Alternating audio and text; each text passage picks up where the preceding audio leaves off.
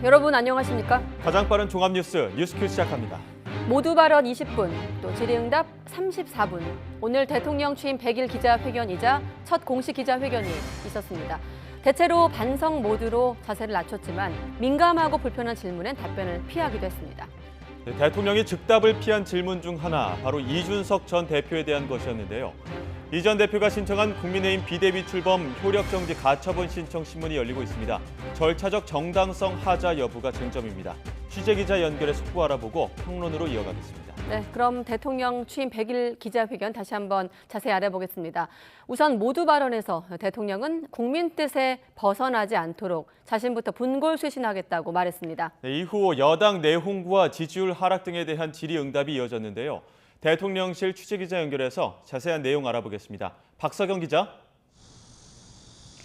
네, 용산 대통령실입니다. 네, 모두 발언부터 살펴보죠. 국정 성과를 부각하면서 앞으로의 각오를 다졌죠?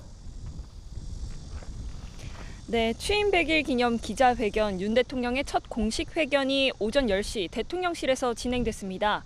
윤 대통령의 모두 발언 예상했던 15분을 넘기고 20분 동안 진행됐는데요. 윤 대통령은 모두 발언 마지막 부분에서 한치도 국민의 뜻에 벗어나지 않도록 국민의 뜻을 살피겠다면서 본인부터 분골쇄신하겠다고 각오를 밝혔습니다. 직접 들어보시죠. 언론과의 소통이 국정을 운영하는 데 있어 가장 중요한 것은 첫째도 국민의 뜻이고 둘째도 국민의 뜻입니다. 국민의 숨소리 하나 놓치지 않고 한치도 국민의 뜻에 벗어나지 않도록 그 뜻을 잘 받들겠습니다. 저부터 앞으로 더욱 분골쇄신하겠습니다. 이에 앞서서는 지난 100일의 성과를 부각하는 데 발언 대부분을 할애했는데요. 윤 대통령은 소득 주도 성장과 같은 잘못된 경제 정책을 폐기했고 경제 기조를 철저하게 민간과 시장, 서민 중심으로 정상화했다고 강조했습니다. 또 세계 경제 불안정성이 확대되는 위기 상황을 체계적으로 대응하며 민생 경제를 살리기 위해 노력했다고 말했습니다. 대우조선해양 하청노조 파업과 화물연대 운송 거부 사건을 처리한 것도 성과로 꼽으면서 노동시장 양극화 문제에 대한 대안을 만들어가겠다고 다짐했습니다. 지난달 말 기준으로 정부는 모두 1000여 건의 규제 개선 과제를 관리하고 있고 또 이 가운데 140건은 개선 조치를 완료했다고 설명했습니다. 이 밖에 탈원전 정책 폐기, 나토 정상회의 참석, 폴란드 방산 수출, 민정수석실 폐지 등도 정부 성과로 밝혔습니다. 모두 발언에는 국민이 20번으로 가장 많이 등장했고 경제가 18번으로 그 뒤를 이었습니다. 이어진 질의응답에서는 현안에 대한 윤 대통령의 생각도 읽을 수 있었죠. 네, 공교롭게도 이준석 전 국민의힘 대표가 신청한 당 비대위 전환 효력정지 가처분 심리가 오늘입니다. 그런 만큼 여당 내 갈등에 대한 윤 대통령 입장에 가장 관심이 쏠렸습니다. 하지만 윤 대통령은 이준석 전 대표가 자신을 향해 거센 비판을 쏟아내는 데 대해 다른 정치인들의 발언에 입장을 밝힌 적은 없다며 즉답을 피했는데요. 들어보겠습니다. 대통령으로서 민생 안정과 국민의 안전에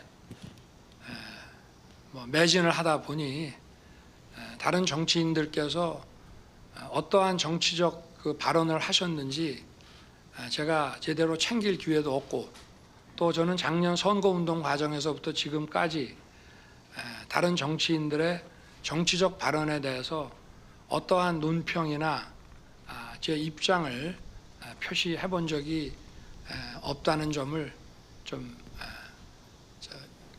생각해 주시기를 바라겠습니다. 윤 대통령은 또 일각에서 제기되는 대통령실의 인적 쇄신 요구에 대해 전날 약식 회견에서와 마찬가지로 정치적 국면 전환용이 되어선 안 된다고 선을 그었습니다. 다만 그동안 어디에서 문제가 있었는지 짚어보고 있다고 전했습니다.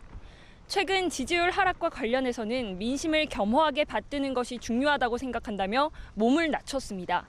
그러면서 조직과 정책, 과제들이 작동되고 구현되는 과정에 어떤 문제가 있는지 또 소통에는 어떤 문제가 있었는지 등 여러 가지 지적된 문제들에 대해 국민 관점에서 세밀하고 꼼꼼하게 따져보겠다고 덧붙였습니다.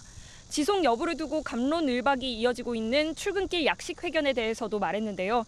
계속 이어가겠다는 입장을 공고히 했습니다. 윤 대통령은 만들어진 모습이 아닌 있는 그대로의 모습을 보이고 비판도 받겠다고 강조했습니다.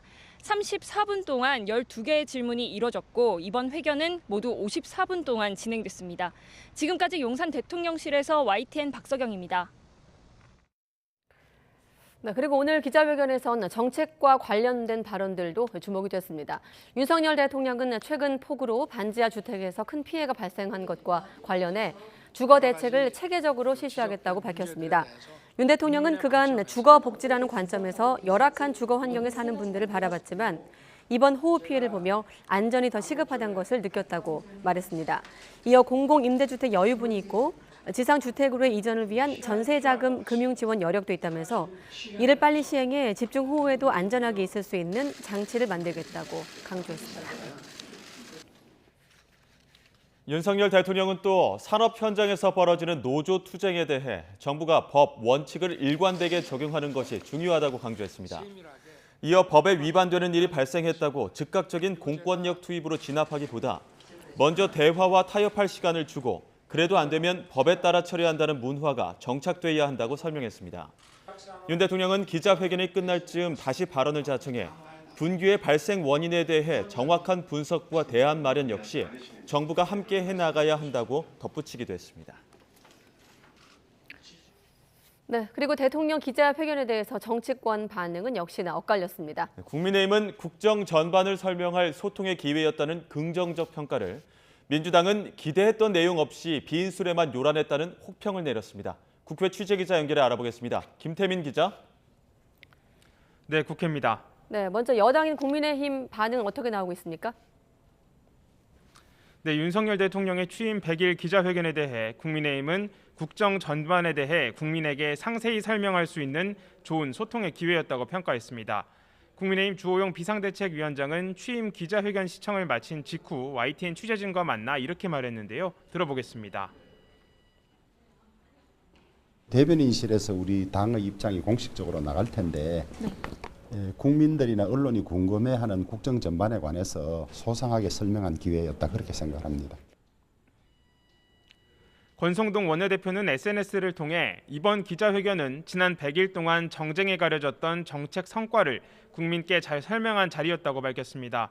또 무엇보다 지난 정부와 결별한 정책 기조의 전환을 잘 보여줬다고 평가했는데 국민의힘은 당 공식 논평을 통해 윤 대통령의 100일은 근본적이고 본질적인 정책에 집중해왔고 앞으로도 그럴 것이라고 강조했습니다. 들어보겠습니다. 새로운 정부는 이념이나 정치적 유불리가 아닌 철저히 국민과 국익에 기반한 국정 운영 정상화를 추진할 것입니다. 하지만 여권 내에선 쓴소리도 나왔습니다. 유승민 전 의원은 SNS를 통해 지금 정권에 대해 국민 지지가 낮은 이유는 대통령 본인에게 있다면서 생각과 말, 태도를 모두 바꿔야 한다고 지적했습니다. 그러면서 주변에 무능하고 아부만 하는 인사들 역시 과감하게 교체해야 한다고 강조했습니다.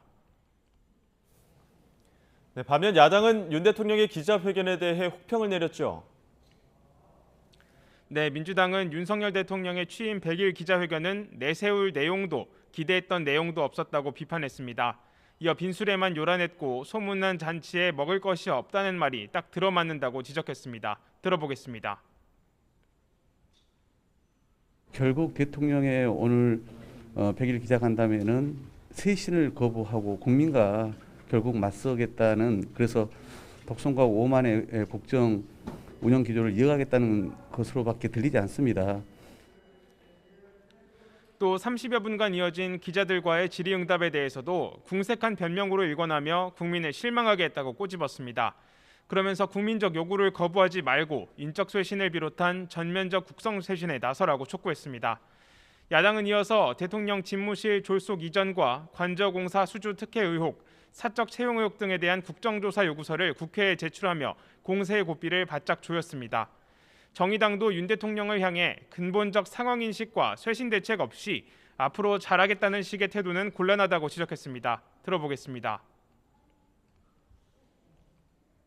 100일 동안 국정 성과를 홍보하는 아전 인수와 자화자찬 그리고 마이웨이 선언에 그친 기자회견이었습니다.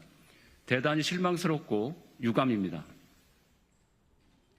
그러면서 시민들의 우려와 야당의 지적에 귀를 열지 않고서는 현재의 국정 난맥과 혼란을 결코 해결할 수 없다면서 태도 변화를 촉구하기도 했습니다. 지금까지 국회에서 YTN 김태민입니다. 네, 윤 대통령은 오늘 기자회견에서 광복절 경축사에 이어 대북 관계에 대한 구상도 추가로 밝혔습니다. 네, 북한이 비핵화에 대한 확고한 의지를 보여야 한다고 강조했고 북한 내부에서 급격한 체제 변화가 발생하는 것을 원하지 않는다고도 밝혔습니다. 직접 들어보시죠. 우리가 단계적으로 지원할 수 있다고 하는 것은 먼저 다 비핵화를 시켜라. 그럼 우리가 그 다음에 한다. 이런 뜻이 아니고 그런 확고한 의지만 보여주면 거기에 따라 우리가 할 수 있는 일들을 다 도와주겠다는 얘기이기 때문에 종전과는 다른 얘기고 체제 안전 보장이라고 하는 것은 우리 대한민국 정부가 해줄 수 있는 것은 아닙니다. 다만 저나 우리 정부는 북한 그 지역에 어떤 무리한 또는 힘에 의한 그런 현상 변경은 전혀 원하지 않습니다. 제일 중요한 것은 남북한 간의 지속 가능한 평화의 정착이고 우리가 북한에 대해서 여러 가지 경제적, 외교적 지원을 한 결과 북한이 그에 따라서 자연스럽게 변화한다면 그 변화를 환영하는 것뿐입니다.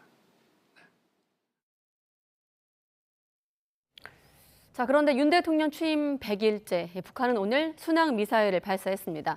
한미연합연습의 사전 연습인 위기관리 훈련이 시작된 지 하루 만에 무력 도발이기도 합니다. 취재기자 연결해서 내용 들어보죠. 한현희 기자. 네, 국방부입니다. 네, 올해로 18번째 미사일 도발. 북한이 또 무력 도발에 나섰군요.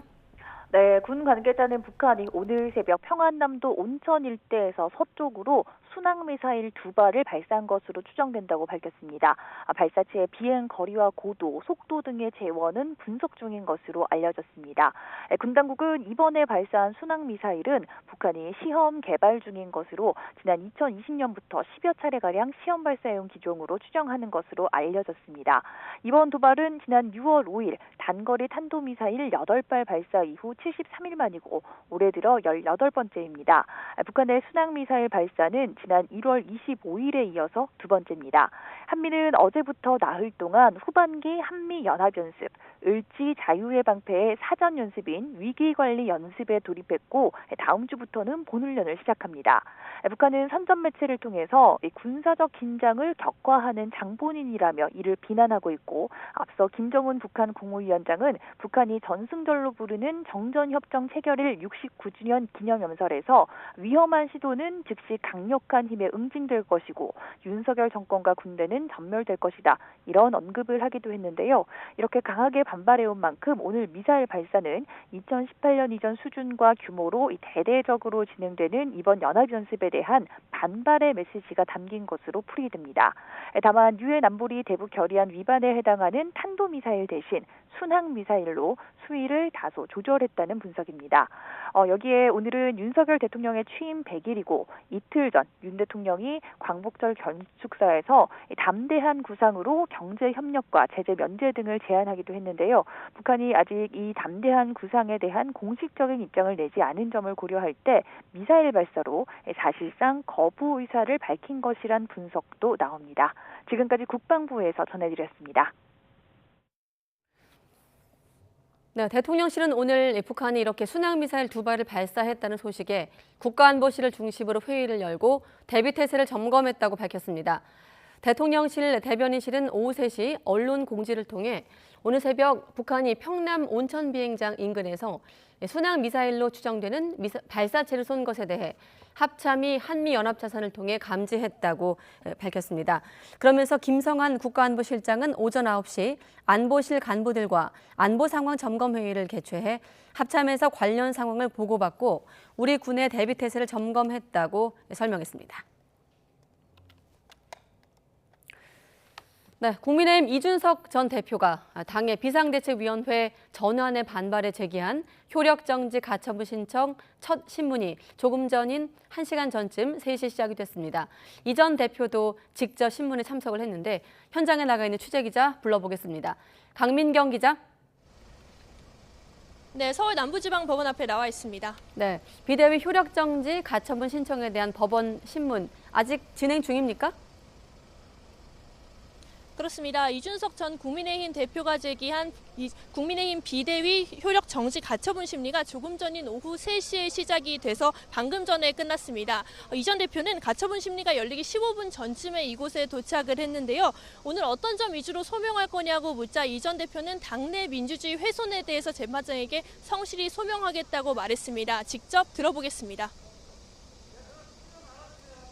오늘 전체적으로 절차적으로 잘못된 부분과 더불어 당내 민주주의가 훼손된 부분에 대해 가지고 재판장님께 드릴 수 있는 말씀을 다 드릴 수 있도록 하겠습니다.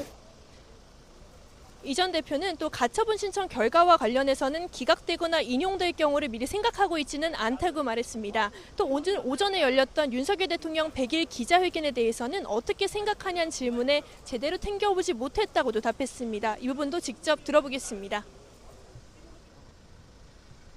기각이나 인용에 대한 어떤 선제적인 판단에 따른 그런 어떤 고민을 하질 않고 있습니다. 당내 민주주의에 대한 그런 고민을 많이 하다 보니 대통령께서 사실 어떤 말씀을 하셨는지 제대로 챙기지는 못했습니다. 불경스럽게도. 예. 이 전 대표가 등장하자 국민의힘 지지자들이 이른바 성상납 의혹에 대해 해명하라며 구호를 외치기도 했는데요. 이 때문에 현장에선 이 전 대표 측 수행원과 국민의힘 지지자들이 충돌해서 잠시 소란이 빚어지기도 했습니다. 방금 전에 신문이 끝났다고 했으니까 혹시 이준석 전 대표의 모습이 보이면 현장을 연결해서 알아보기로 했는데 지금 나오는 화면이 현장 화면입니까? 네, 한번 들어볼까요? 일이다 보니까 많은 관심이 네, 그렇습니다. 지금 이렇게 이준석 있는 거로 알고 있습니다. 근데 우선 사실 책임이 있는 정당의 관계자로서 이런 모습을 국민들에게 보여드리는 상황을 만든 것 자체 굉장히 자책하고 그리고 그에 못지않게 이 일을 시작한 사람들도 그 책임을 통감했으면 좋겠다라는 말씀을 먼저 드리겠습니다. 존경하는 재판장님께 제가 설명할 수 있는 부분 잘 설명드렸고 제가 가장 우려하는 것은 지금 행정부가 입법부를 통제하려고 하는 그런 삼권 분립이 위기에 있는 그런 상황 아닌가라는 우려가 있습니다. 그렇기 때문에 삼권 분립의 설계된 원리대로 그런 상황을 사법부가 적극적인 개입으로 잘못된 부분을 바로잡을 수 있었으면 좋겠다. 이런 입장을 저는 가지고 있습니다. 예. 질문 혹시 있으면. 가처분 결과 나온 뒤에 계속 장외에서 당원 모집 등 이어가실 계획인지. 저는 어느 시점에는 항상 당원 모집에 정당의 모든 문제 해소 가능성과 답이 있다고 생각합니다. 우리가 흔히 얘기하는 당심과 민심의 괴리라든지 아니면 결국에는 민심이 바라는 대로 당이 흘러가지 않는 것, 이것은 당원 가입으로 해소될 수 있다 생각하기 때문에 그것은 제가 당에 있으면서 지금까지도 그래왔고 앞으로도 계속 꾸준히 추진해 나가도록 하겠습니다. 예. 법원에서 만약에 기각하면은 앞으로의 대응은 어떠신가요? 기각을 한다고 하더라도 당연히 본안에서 다퉈야 될 사안이다. 저는 이렇게 보고 있고 저는 뭐 어떤 상황이 발생하는 것을 예단해서 미리 제가 계획을 짜놓고 움직이지 않습니다. 예를 들어 인용을 한다면 인용하는 것에 따른 이유가 있을 것이고 기각한다면 기각하는 것에 따른 이유가 있을 것이기 때문에 그에 맞춰서 국민들도 그리고 저도 판단할 수 있을 것이다 이렇게 생각합니다. 아까 대통령 기자회견 관련 질문에서 대통령의 워딩으로 그대로 이제 말씀을 하셨는데 대통령 기자회견에 대해서 혹시 또 하실 말씀 없으실까요? 제가 아까 밝힌 대로 저는 당원 민주주의에 대해서 굉장히 깊은 고민을 하고 있기 때문에 제가 대통령께서 하신 말씀들을 전부 다 챙겨보지 못하는 그런 좀 다소 불경스러운 상황임을 양해해 주셨으면 하는 생각입니다. 예. 권성동 원내대표 재신임에 지금 이철규 의원이 예결위 간사 내정됐는데 당내 상황 좀 어떻게 보고 계십니까? 어떤 여론조사나 어떤 상황을 보더라도 대통령께서 인사 문제 때문에 집권 초기에 어려움을 겪고 계신 것은 명확해 보입니다. 그리고 그 인사 문제와 관련해가지고 저는 소위 윤핵관이라고 하는 분들이 다소간의 책임이 있다고 생각합니다. 정말 그들이 호가호위하는 것이 아니라 그들이 매번 입에 달고 다니는 것처럼 윤석열 정부의 성공을 위해서 뭔가 일을 하려고 한다면은 그 자리가 원내대표이든지 아니면 예결위 간사이든지 아무리 달콤해 보이는 직위라 하더라도 그들이 더 나은 선택을 할 수 있을 것이라는 그런 기대는 이제 더 이상 할 필요가 없지 않을까 그런 생각을 하고, 공교롭게도 물론 그런 건 아니겠지만은 이번 이 당 내 사태에 대해 가지고 돌격대장을 하셨던 분들이 영전하는 모양새를 보이는 것이 시기적으로도 상황적으로도 옳은지에 대해서는 저는 당연히 생각해 볼 필요가 있다라는 건 생각을 합니다. 또 질문 있으신가요? 저는 주호영 위원장과의 만찬이라는 보도를 보고 저는 굉장히 의아한 이런 느낌이 들었습니다. 그에 대해서는 어떤 경위에서 어떤 사실 확인 과정을 거쳐서 보도가 나간지도 모르겠고, 주호영 위원장과 뭐 저는 일관되게 그에 대해 가지고 전혀 확인할 생각이 없습니다. 예. 다시 만날 가능성 열려 있나요? 저는 주호영 위원장을 만나는 것 자체가 의미가 없다고 여러 번 밝혔고, 주호영 위원장이 만났을 때 오히려 곤란한 상황에 빠지게 될 것이라는 이야기를 해왔습니다. 그 입장이 변함이 없습니다. 네.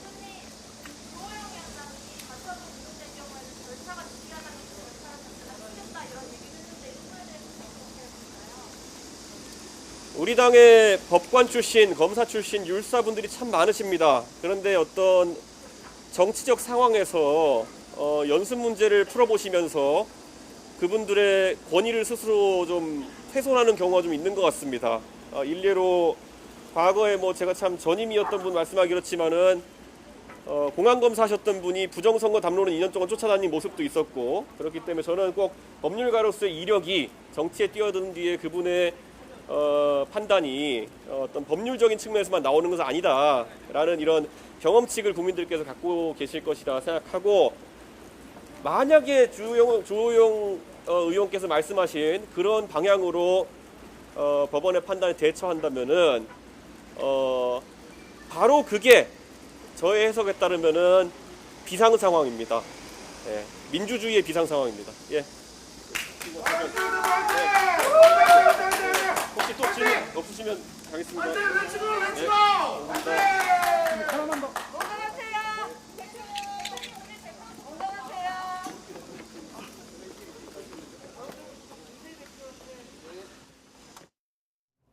자, 이준석 전 대표 입장을 잠깐 들어봤는데 강민경 씨 잠깐 대기해 주시고 잠깐만 속보를 정리하도록 하겠습니다. 자, 신문이 끝났다고 했는데 신문 들어가기 전에는 민주주의가 훼손된 부분에 대해서 이제 언급을 했었고, 나오고 나서 한 대목 중에 가장 이제 눈에 띄는 건 행정부가 입법부를 통제하려고 하는 것이 가장 우려된다. 기각이든 인용이든 여기에 따른 이유에 맞춰서 판단하겠다는 말과 함께 뭐 주호영 위원장과의 만찬도 언급을 했고, 다시 한번 또 윤핵관의 책임을 언급하기도 했거든요. 자, 이준석 전 대표 발언은 아마 또 정치부 기자가 정리를 할 테니까 다시 한번 전해드리기로 하고, 자, 강민경 기자, 자, 가처분 심리와 관련해서 쟁점을 다시 한번 정리해 볼까요?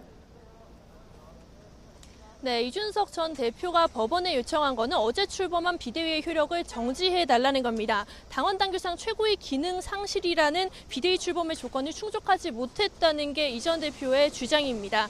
이 전 대표는 또 당이 비대위를 출범하기 위해 이미 사퇴한 최고위원들을 끌어다가 최고위 의결을 추진한 무리수를 두었다라고도 지적했습니다.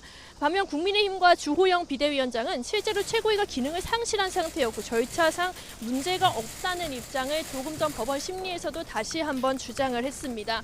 최고위 의결에 참석한 최고위원들도 사표 의사를 밝혔을 뿐 사직서가 수리되진 않은 상태라 문제가 없다라고 맞서고 있습니다. 이렇게 양측의 입장이 팽팽한 상황에서 법원은 실제로 비대위 출범 절차에 문제가 있었는지 등을 따질 것으로 보입니다. 네, 아까 이준석 전 대표도 기각이든 인용이든 이런 말을 했습니다만 여당 대표가 당을 상대로 낸 가처분 신청인 만큼 정치적 파급력도 상당하겠죠. 자, 결과가 언제쯤 나올 걸로 예상하고 있습니까? 네, 가처분 신청 사건은 통상 사안의 시급성을 좀 중시하기 때문에 결과가 빨리 나오는 가능성이 있습니다. 그렇기 때문에 이 신문도 오늘이 첫 신문이긴 하지만 바로 오늘 밤쯤에 결과가 나올 가능성이 있습니다. 그러나 추가 자료 제출을 요구하거나 다른 신문 기일을 잡으면서 결정을 미룰 가능성도 배제할 수는 없는 상태지만 일단 방금 전에 끝난 첫 심리에서 별도로 기일을 잡진 않았다고 합니다. 만약 법원이 가처분 신청을 기각하면 이 전 대표의 정치적 입지는 크게 줄어듭니다. 상태입니다. 반면 법원이 가처분 신청을 인용하면 타격을 입는 건 국민의힘인데요. 이제 막 시동을 건 비대위가 해체될 경우에 당 정상화 과정을 역시 큰 타격을 받을 수도 있기 때문입니다. 결국 이 전 대표와 국민의힘 모두 양보할 수 없는 상황에서 정면 승부를 벌이고 있는 건데요. 법원이 이 전 대표의 주장을 어느 정도로 받아들일지 또 절차적 하자에 대해서 어떤 판단을 내릴지에 따라서 양측의 정치적 운명이 갈릴 전망입니다. 자세한 소식은 조금 전에 다시 또 전해드리도록 하겠습니다. 지금까지 서울 남부지방법원 앞에서 YTN 강민경입니다. 네, 그리고 국민의힘 주호영 비대위원장은 검토 결과 문제가 없다고 밝힌 가운데 법원 결정에 촉각을 곤두세우고 있습니다. 더불어민주당 비대위는 이재명 구하기 논란이 빚어진 당원 80조와 관련해 절충안을 마련하기로 했는데 논란이 여전합니다. 취재 기자 연결하겠습니다. 김승환 기자. 네, 국회입니다. 네, 자 먼저 국민의힘 분위기부터 전해주시죠. 네, 당 지도부는 법원이 이 전 대표의 손을 들어줄 가능성을 낮게 보는 분위기입니다. 판사 출신인 주호영 비대위원장은 취재진과 만나서 법률지원단 검토 결과 절차에 전혀 문제가 없다 이렇게 결론 내렸다고 말했습니다. 우리 절차상의 문제는 전혀 없는 걸로 그래서 가처분은 받아들이지 않을 걸로 그렇게 보고를 받았습니다. 차기 당권 주자이자 역시 판사 출신인 나경원 전 의원도 CBS 라디오에 나와서 가처분 신청 인용 가능성이 크지 않다고 내다봤습니다. 또 정도 것이라는 말이 있지 않느냐면서 이 전 대표가 하는 모습은 당에도 본인에게도 자해 행위라고 비판했습니다.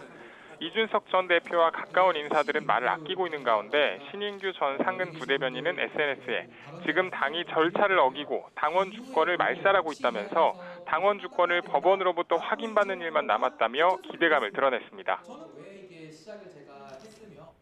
네, 이번엔 더불어민주당 소식도 알아보겠습니다. 당원 개정 가능성이 크다 이런 관측이 좀 애초에 나왔는데 결국 유지가 됐어요?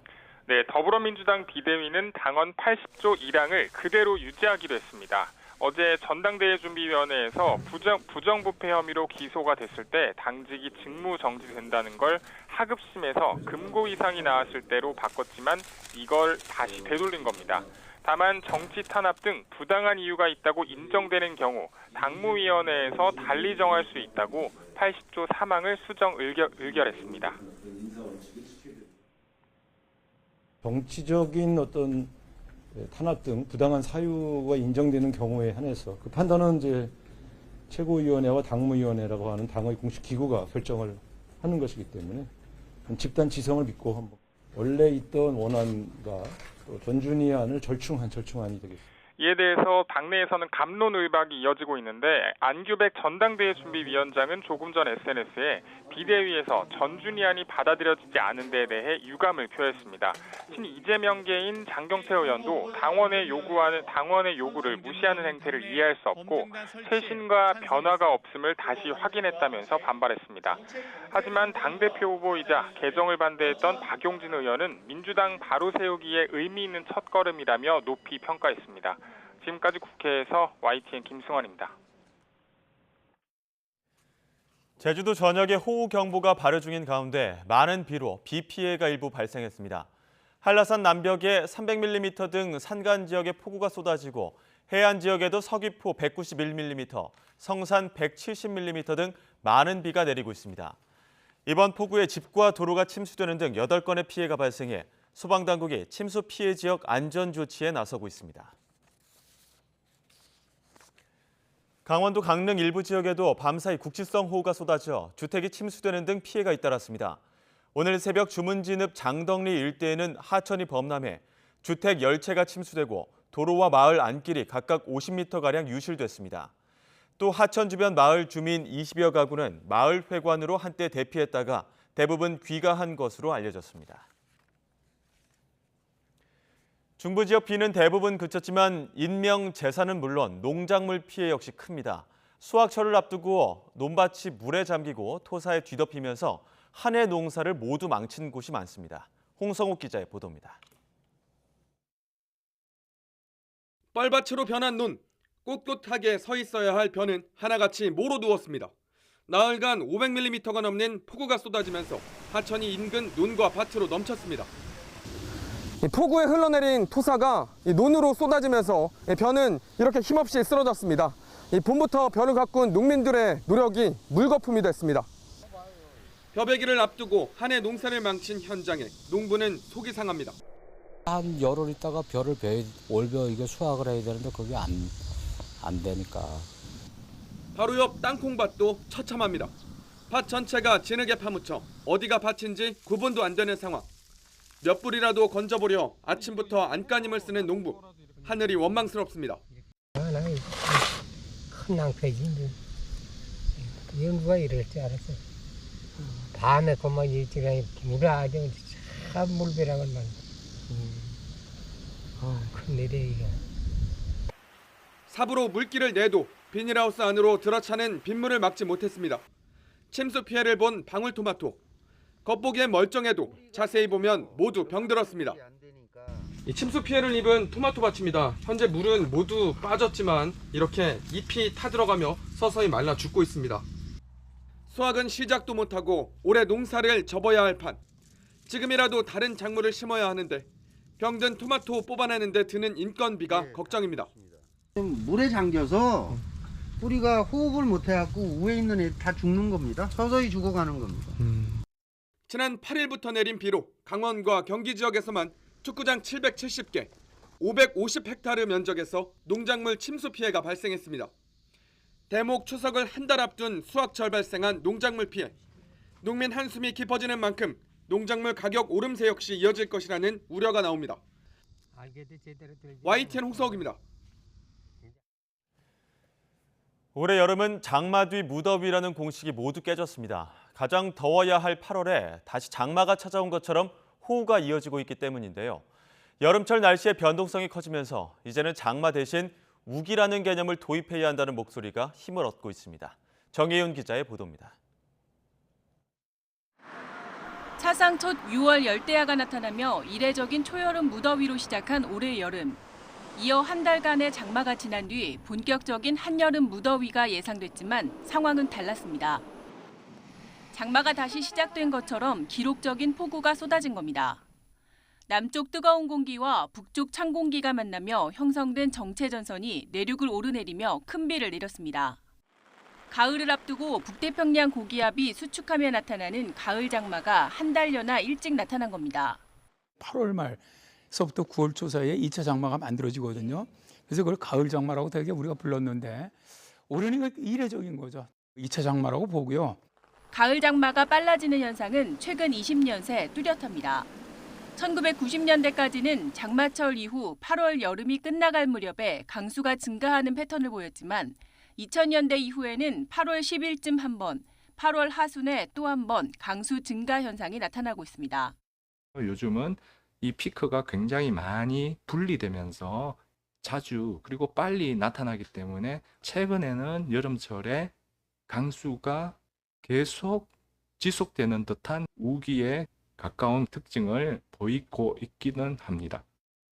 장마와 무더위 기간이 구분되지 않고 무더위 속에 강한 비가 자주 내리는 현상이 본격화하는 겁니다. 동남아 아열대 기후의 특징 가운데 하나인 우기와 흡사한 형태입니다. 기후 전문가들은 온난화로 한반도 강수 형태가 크게 변한 만큼 장마를 고집하지 말고 우기라는 개념에서 여름철 강수에 대처해야 한다고 지적했습니다. YTN 정혜윤입니다. 기후 변화로 올 6월 하루 평균 온열 환자가 10년 전보다 11.5배 많아진 것으로 나타났습니다. 또 처음으로 6월에 열대야 현상이 발생하고 전국 최저 기온도 1973년 이후 가장 높았던 것으로 조사됐습니다. 한국환경연구원은 폭염이 빨리 찾아오고 강도도 높아지고 있다며 주택 단열 개선과 노동 환경 개선, 전력 예비율과 공급 안정성 확보, 고온 위기에 대한 대응 역량을 강화해야 한다고 주문했습니다. 코로나19 신규 환자가 18만 명대에 진입하면서 넉 달 만에 최다를 기록했습니다. 정부는 코로나에 감염된 중증 기저질환 환자가 주말에 병상을 배치받지 못하는 문제를 해결하기 위해 주말 당직병원을 운영하기로 했습니다. 취재기자 연결합니다. 최명신 기자. 네, 최명신입니다. 네, 오늘 자세한 확진자 현황부터 전해주시죠. 네, 오늘 0시 기준 코로나19 신규 환자는 18만 803명입니다. 어제보다 9만 6천여 명 늘었습니다. 일주일 전 같은 요일과 비교하면 1.19배, 2주 전보다는 1.5배 많습니다. 지난 4월 13일 이후 126일 만에 최다 수치입니다. 신규 환자 수는 지난달 초 중순 일주일 단위로 2배 느는 더블린 현상을 보이다가 지난달 말부터 다소 완화됐습니다. 하지만 감염 재생산 지수는 이달 두째 주 1.18로 전주보다 0.04 높아졌고 7주 연속 1을 웃돌며 확산세가 계속되고 있습니다. 방역당국은 앞서 이달 내 하루 평균 확진자가 20만 명에 달할 수 있다는 전망을 내놨는데요. 이 예측이 점차 현실화하는 모양새입니다. 당국은 재유행이 정점을 찍은 후에도 신규 환자가 빠르게 감소하기보단 두껍고 긴 꼬리를 남기는 형태가 될 것으로 보고 있습니다. 정기석 국가감염병 위기대응 자문위원장은 우리나라 인구 대비 사망자 숫자가 다른 나라에 비해 낮은 수준이어서 현재 확진자 숫자가 우려할 수준은 아니라고 평가했습니다. 위중증 환자는 어제보다 94명 줄어든 469명, 사망자는 42명 나왔습니다. 방역당국은 위중증 환자가 줄어든 이후로 연휴 기간 위중증 단계에서 호전 또는 격리 해제된 환자가 연휴 이후 많이 보고됐기 때문이라고 설명했습니다. 위중증 환자는 확진자 숫자와 1, 2주 시차를 두고 나타나는 만큼 다음 달까지 증가세가 이어질 것으로 예상됩니다. 방역당국은 위중증 환자 수가 다음 달 초 800에서 900명 선, 사망자는 하루 최대 140명에서 정점을 형성할 것으로 예상했습니다. 중환자 병상 가동률은 43.7%로 전날보다 소폭 하락했습니다. 준중증 환자 병상 가동률은 61.1%를 기록한 가운데 수도권 지역 가동률이 68%에 달했습니다. 당국은 중증 기저질환자나 임신부 등이 주말이나 휴일에 코로나에 확진돼 병상을 배치받지 못하는 현상을 막기 위해 수도권 지역 상급 종합병원을 중심으로 주말 당직병원을 운영키로 했습니다. 중증병상 주말 당직병원은 이번 주 토요일인 20일부터 다음 달 25일까지 6주 동안 운영됩니다. 당국은 또 장애인 시설 등 4차 접종률이 낮은 시설에 접종률을 끌어올리기 위해 방문 접종 등 편의를 제공하기로 했습니다. 지금까지 사회부에서 YTN 최명순입니다. 네, 그럼 여기서 윤석열 대통령 취임 100일 기자회견 다시 한번 정리해 보겠습니다. 임기 초반 낮은 지지율이라는 위기 상황에서 민심 회복의 발판이 될 수 있을지 관심이었는데요. 오늘 회견 내용을 토대로 윤 대통령의 향후 국정 운영 어떻게 전개될지 이번엔 장경상 국가경영연구원 사무국장과 함께 분석해 보겠습니다. 네, 안녕하십니까? 네, 안녕하세요. 네. 네, 보셨는지 모르겠지만 기자들을 상대로 그 국정 수행 지지율을 평가한 결과 10.7%가 나온 결과가 있더라고요. 네네. 그 결과랑 좀 맞물려서 그런지 오늘 기자들 질문도 굉장히 손도 많이 들고 했는데 전반적인 풍경은 좀 어떻게 보셨습니까? 기본적으로 조금 이번 기자회견을 통해서 아마 국민들이 네. 지난번 대통령 선거 때 윤석열 대통령이 보여줬던 그 시원시원한 모습, 선명한 모습 이런 걸 좀 기대를 하지 않았을까 싶어요. 네. 근데 그런 기대에는 조금 아쉬움이 남는 기자회견이 아니었나 그렇게 생각이 됩니다. 그래도 좀 긍정적으로 평가할 수 있는 대목은 뭐 형식적인 좀 측면을 볼 수 있을까요? 기본적으로 답변이 기존에 했던 답변보다는 훨씬 더 좀 준비가 돼 있었다는 측면하고 또 좀 기자회견에서 일문일답 같은 게 좀 즉흥적인 모습이었는데도 불구하고 되게 좀 거침없이 답변을 좀 자세하게 했던 그런 것들은 기존에 했던 모습하고 좀 달라진 모습인 것 같았습니다. 네. 좀 전반적으로는 반성과 좀 자세를 낮추는 모습이었고 또 신중한 접근이었는데 사실 국민들이 볼 때는 대통령에게 듣는다 했기 때문에 좀 이를테면 사이다 같은 발언이 나오길 기대했습니다만 그런 발언은 좀 없었던 것 같아요. 좀 반성이라고 하기보다는 일단은 대통령도 조금 멈춘 것 같습니다. 그러니까 쭉 이제 좀 자기 스타일대로 나가다가 한 번 정도 국민들이 좀 지적하고 있는 거에 대해서 좀 멈추고 되돌아보는 시간을 갖겠다라는 취지였고 국민들한테도 좀 그런 시간을 내가 가질 테니까 좀 기다려달라라는 그런 오늘 기자회견 아마 그런 쪽에서 아마 의미를 찾는 게 더 좋지 않을까 싶습니다. 네, 대통령도 한번 멈춰보겠다. 네, 그러니까 국민들도 좀 기다려달라. 아직 좀 100일이라는 시간이 너무 짧기도 하고 이제부터 좀 서서히 좀 변화를 모색하고 있으니까 좀 시간을 두고 좀 봐달라. 뭐 이런 취지로 보는 것이 오히려 이번 기자회견의 의미를 찾는 게 더 낫지 않을까 저는 그렇게 생각합니다. 네, 그러면 국장님과 함께 한 대목씩 좀 들어보면서 하나씩 좀 분석을 하겠습니다. 일단은 민심을 좀 겸허하게 받아들이겠다라고 했거든요. 들어보시죠. 지지율 그 자체보다도 그런 여론 그 조사에서 나타난 그 민심을 겸허하게 받드는 것이 중요하다고 생각하고 여러 가지 그 지적된 문제들에 대해서 국민의 관점에서 세밀하게 꼼꼼하게 한번 따져보겠습니다.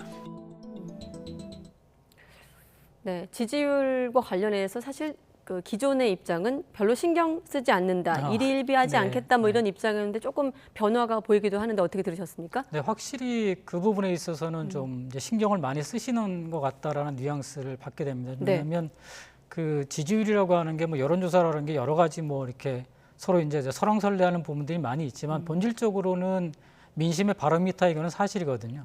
그리고 민심이라고 하는 것을 대통령이 이렇게 중시하지 않는다고 하는 거는 상당히 그 리더로서의 자질의 문제가 생기는 거거든요. 그런 면에서 지금 뭔가 대통령도 스스로를 좀 돌아보고 있다, 그런 태도를 가지는 건 분명한 것 같습니다. 네. 그런데 지금 보면은 낮은 지지율에 대한 좀 원인 진단에 대한 언급은 없었거든요. 이를테면 그러니까 이번에 좀 그런 판단은 좀 뒤로 미룬 측면도 있어 보이는데. 그래서 본질적으로 지금 다 지적되고 있는 게 인사 문제거든요. 근데 인사 문제라고 하는 거는 사실 대통령 입장에서 대통령이 내가 문제다, 내가 이것이 잘못됐다라고 인정하는 순간 곧바로 인사하고 이어져야 됩니다. 직결되는 문제이기 때문에 그런 의미에서는 아직 그런 부분에 있어서 준비가 좀 덜 돼 있는 것 같다.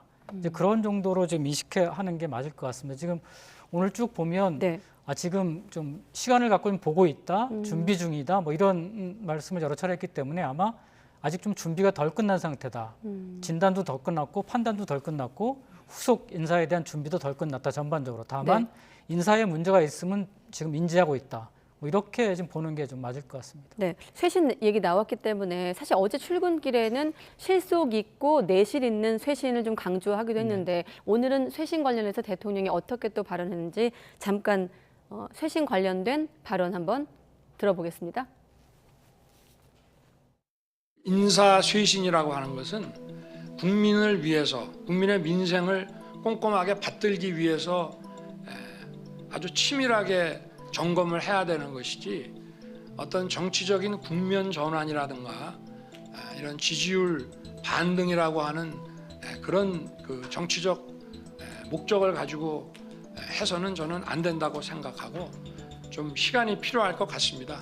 제가 지금부터 벌써 시작을 했습니다마는 그동안에 우리 대통령실부터 어디에 문제가 있었는지 지금 짚어보고 있습니다. 사실 오늘 기자회견에서 기자들도 그렇고 뭐 국민들도 그렇고 국정 쇄신안에 대한 좀 기대가 높았을 것 같은데 여기에 대한 어떤 고민이나 이런 건 좀 미룬 측면이 있거든요. 네, 어느 정도의 메시지는 좀 나와야 되지 않았을까 싶기도 한데. 뭐 그게 사실은 맞습니다. 근데 그 전반 지금 대통령께서 말씀하신 것 보면 약간 인사에 대해서 약간 좀 그 오해를 하시고 있는 부분도 좀 있는 것 같습니다. 왜냐하면 오늘 보면 이제 여러 가지 정책적인 성과를 강조하시고 일을 하는 걸 강조하셨는데 대통령으로서 중요한 일은 맞습니다. 대통령으로서 가장 중요한 일은 인사입니다.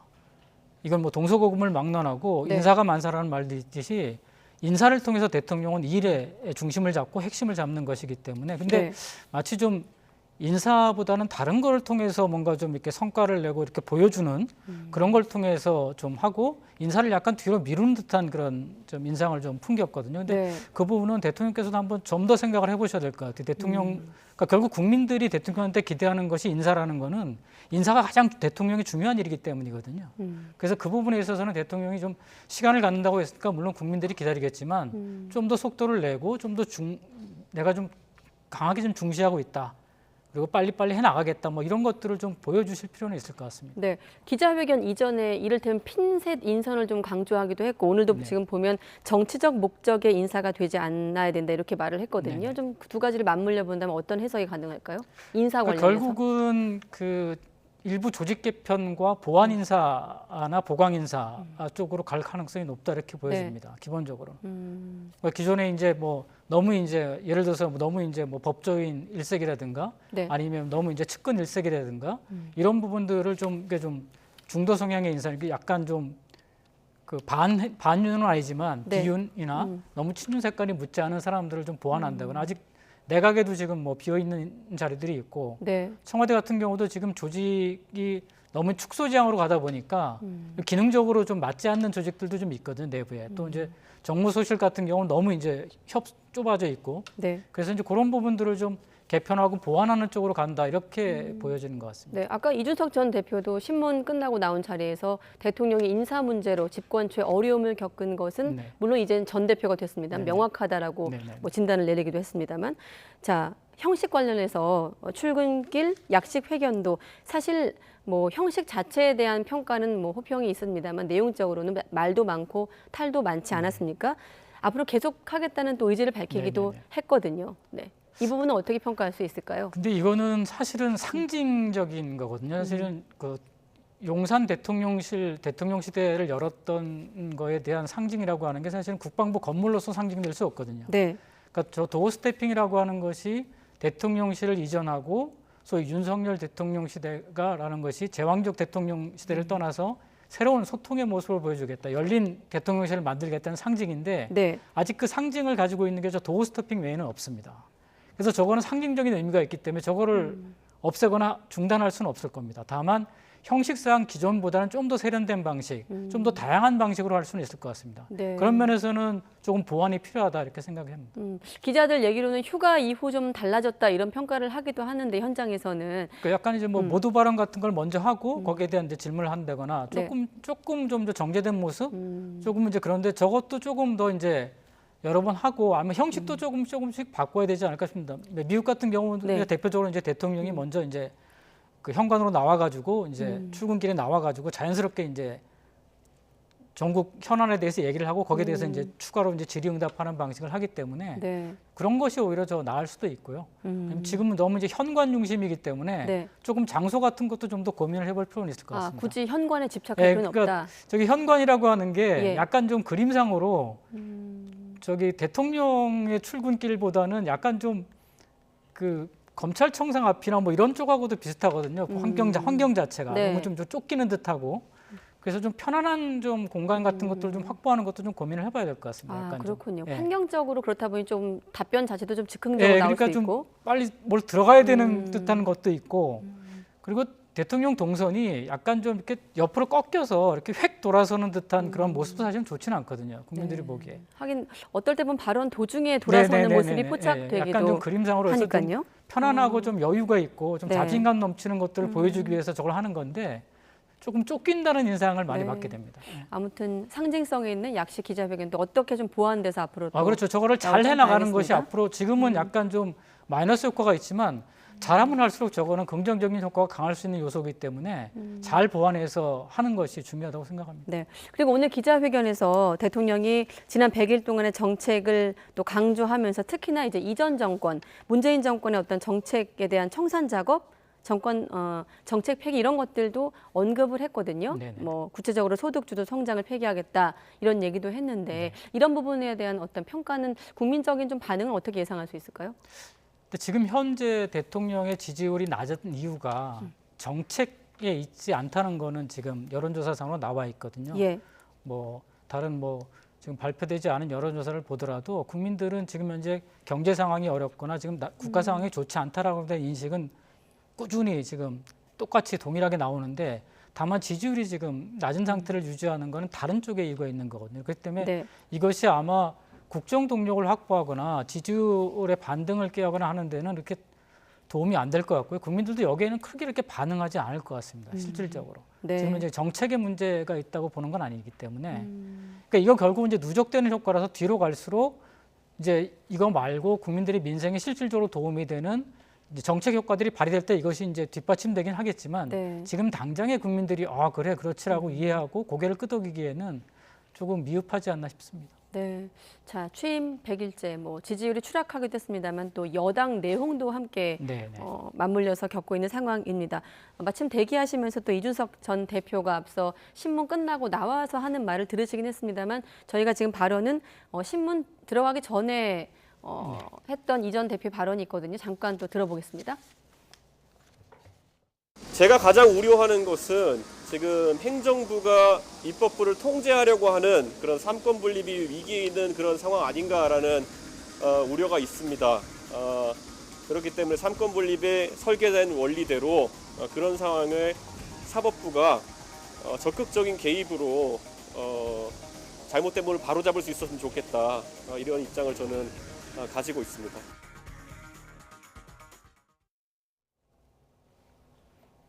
다시 지금 들으신 내용은 이준석 대표가 신문을 끝내고 나와서 한 발언을 여러분께 소개를 해드렸고 좀 이 가처분 관련해서 구체적인 질문 드리기 전에 대통령 입장에서 지금의 여당의 어떤 내분 상황, 내홍 상황은 지금 어떻게 작용하고 있습니까? 그때 저도 이제 뭐 당에도 있었고 이제 네. 청와대도 있어봤는데 집권당과 그 소위 얘기해서 대통령과의 관계는 분리시킬 수 없는 관계입니다. 네. 기본적으로. 뭐 예전에는 뭐 아예 뭐 당 총재를 역임했다가 이제 뭐 제왕적 총재라는 이유로 이제 분리하긴 했지만 실질적으로 당이 뒷받침되지 않은 그 소위 얘기해서 국정 운영은 어려운 게 현실적인 사실이거든요. 네. 그래서 지금 현재 대통령 입장에서 지금 이런 상황 자체를 이렇게 남일 보듯이 볼 수는 없을 겁니다. 현실적으로. 네, 남일 보듯이 볼 수 없다고 하셨습니다만 대통령이 오늘 뭐 기자회견에서 일단 언급을 자제했거든요. 그럼 일단 대통령 얘기부터 듣고 또 의견을 한번 들어보겠습니다. 이와 관련해서 어떻게 좀 대통령이 언급을 했을까요? 또 저는 작년 선거운동 과정에서부터 지금까지 다른 정치인들의 정치적 발언에 대해서 어떠한 논평이나 제 입장을 표시해 본 적이 없다는 점을 좀 생각해 주시기를 바라겠습니다. 사실 이전 대표 측과 사사건건 좀 진실 공방으로 흐르는 모습을 국민께 보여주는 게 부담은 되겠습니다만 사실은 또 내부 어떤 당내 혼란을 내부 총질 이른바 그 문자가 또 시작된 측면도 있거든요. 큰 틀에선 책임에서 자유로울 수 없는 부분들도 있는데 아예 언급이 없었던 거에 대해서는 어떻게 평가하십니까? 그러니까 답변할 수 없을 땐 답변을 안 하는 게 맞을 겁니다. 아마 저게 답변을 해서 만약에 지금 100일 기자회견에서 저답변을 했다면 아마 100일 기자회견이 아예 저걸로 묻혔을 겁니다. 실질적으로. 그래서 답변을 회피한 거는 뭐 기술적인 문제도 있고 여러 가지가 있어서 이해할 만하지만 한편으로 생각하면 약간 좀 다른 국민들 입장에서 보면 조금 기존의 대통령에게 기대했던 리더십 뭐 이렇게 좀 아주 뭐 강력하고 좀 이렇게 직선적이고 솔직한 리더십에 비춰보면 약간 좀 그 실망하셨을 분들도 계셨을 것 같습니다. 약간 좀 비겁하다 뭐 이런 생각을 가졌을 수 있을 것 같습니다. 오히려 기대했던 측면에서는. 자, 다시 가처분 심리와 좀 얘기로 돌아와서 아까 이준석 전 대표가 기각이든 인용이든 여기에 따른 이유에 맞춰서 판단하겠다고 밝혔고 물론 이제 결과가 좀 나와 봐야 되겠습니다만 이르면 오늘 밤 나올 예정이거든요. 어떻게 좀 예상할 수 있을까요? 이 가처분 심리 결과에 따라서? 근데 이준석 대표 입장에서는 이제 이 사건이 이렇게까지 온 거는 이제 사태가 이렇게까지 온 거는 그 기존에 있던 뭐 윤핵관이라고 불리는 분들이든 아니면 이제 뭐 지금 현재 대통령을 중심으로 해서 지금 그러니까 주류와 비주류라는 게 있는 거거든요. 주류 세력 입장에서는 통상적으로 이 정도 되면 그러니까 윤리위에 가거나 아마 윤리위에서 징계가 결정이 되면 통상적으로는 사퇴를 하는 것이 맞습니다. 예, 그게 통상적으로 그동안 관례였기 때문에 아마 그걸 기대했을 겁니다. 근데 그거의 기대를 벗어난 사태가 지금 벌어졌기 때문에 상황이 지금 걷잡을 수 없이 지금 확산된 거라고 보여지거든요. 그래서 그런 의미에서 보면 왜 이준석 대표가 이렇게까지 하고 있느냐라고 하는 거는 이준석 대표는 앞으로 정치를 오래 해야 될 분이기 때문에 결국은 이 문제를 개인적인 도덕성이나 개인적인 문제가 아니라 정치적인 사건으로 만들고 싶어 하는 것 같거든요. 그래야지만 이제 앞으로 비주류의 리더로서 자기가 정치적 입지를 구축할 수 있기 때문에 재판 결과나 앞으로 기소 결과에 관계없이 그렇기 때문에 결국은 이거는 이준석 대표로서는 당연한 수순이었다고 봅니다. 이런 수순을 밟는 것이. 이걸 정치적 사건으로 만드는 데 성공한 거죠. 이준석 대표 입장에서는. 그래서 자신에 대한 그 공격 그 뒤에 배후에는 윤핵관과 대통령실이 있다는 거를 그렇죠. 그러니까 주류와 비주류의 싸움으로 정치적 싸움으로 봐야 결국은 향후에 이제 우리 역사가 이제 반복되고 있듯이 집권 세력과 이제 주류 세력이 하는 것은 늘 이제 따로 또 다른 비주류에서 교체되기 마련이니까 장기적으로 보면 이런 포석을 둘 수밖에 없을 것 같아요. 이준석 대표 입장에서는 이거는 그렇군요. 현실적으로. 그러니까 이 사태는 뭐 이준석 대표의 사퇴를 기대했던 그 판단에 무슨 약간 좀 좀 오류가 있었거나 이렇게 봐야 될 것 같습니다. 기존의 어떤 뭐 주류 세력들의. 네. 대통령 취임 100일째 사실 대통령 개인에 대한 어떤 지지율을 떠나서 당내 여권의 어떤 내용을 바라보는 국민적 피로도도 상당히 높은 상황이거든요. 물론 오늘 결과를 좀 봐야 되겠습니다만 결과와 상관없이 지금 사태에 대해서 뭐 누구 책임이 더 큰 것이냐에 대한 여론조사들도 있었습니다만 지금 시점에서는 좀 어디에 더 책임이 있다고 보십니까? 근데 저거는 사실은 그 일반 국민들 입장에서 이해하기 어려운 부분입니다. 그러니까 이준석 대표가 뭐 비주류냐 주류냐를 떠나서 기본적으로 대통령을 위해서 선거운동을 했던 건 맞고 나름대로 젊은 당대표로서 세대교체도 이뤄내고 정치교체도 이뤄내고 정권교체도 이뤄낸다는 어떤 시대적 의미도 갖고 있었고 그렇기 때문에 어떻게 보면은 대통령과 지금 주류 세력들은 이준석이라고 하는 좋은 상품을 어떻게 잘 활용해서 국정 운영의 동력으로 삼을 것인가를 고민하는 쪽이 더 낫었을 겁니다, 아마. 그리고 임기가 이제 1년 정도, 반년 정도밖에 안 남았거든요, 실질적으로는. 그래서 그런 측면에서 보면은 훨씬 더 지금 대통령과 주류 세력에게 그 좀 책임을 좀 물을 수밖에 없을 것 같습니다, 실질적으로. 네. 자, 관련해서 마지막 질문으로 가처분이 인용이 되든 기각이 되든 후폭풍은 좀 만만치 않을 거란 정치계 안팎의 예상이 많은데 구체적으로 좀 분당, 뭐 신당, 창당 언급까지 나오고 있는 상황이거든요. 물론 이준석 전 대표 같은 경우는 선을 긋는 뭐 발언을 하기도 했습니다만 어떻게 예상하십니까? 근데 이제 분당과 신당, 창당은 정치 일정하고 맞물려 있는 겁니다. 그러니까 근데 지금은 총선이 너무 뒤에 있습니다. 당장에 그런 일들을 가시화시키기에는 동력이 없습니다. 그것도 명분과 동력이 없기 때문에 당분간은 이준석 대표는 뭐 비주류의 길을 철저하게 갈 것 같고요. 그 비주류의 길을 통해서 자기는 뭐 당원 중심이 됐든 아니면 젊은 층이 중심이 됐든 또 지금 소외되어 있는 사람들이 됐든 중심으로 해서 자기 정치와 자기 세력을 통해서 비주류의 길을 걸어갈 것 같고요. 그것은 당내의 내분이나 갈등 문제가 어떻게든지 지속할 수밖에 없다라는 걸 전제로 하는 거기 때문에 당분간 뭐 이거는 내년 한 전당대회 그 이후 본격적으로 총선 일정에 정치 일정에 들어가기 전까지는 계속 이런 상태로 갈 수밖에 없는 거 아닌가 그렇게 생각이 됩니다. 네. 자, 이번에 민주당 내부도 좀 들여다보겠습니다. 논란이 일었던 당원 80조 개정을 놓고 결국 절충안이 마련됐거든요. 자, 우상호 비대위원장이 직접 설명을 했는데 잠깐 들어보겠습니다.